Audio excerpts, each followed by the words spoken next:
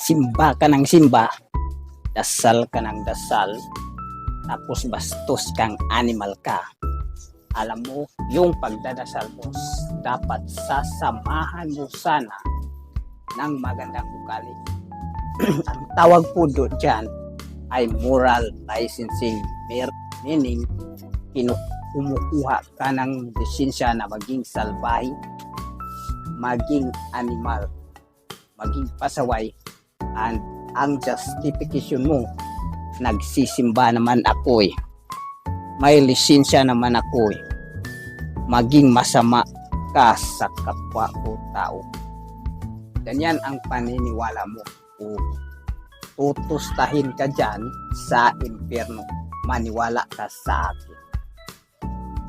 Hindi tayo pwede na dasal lang ng dasal. Hindi tayo pwede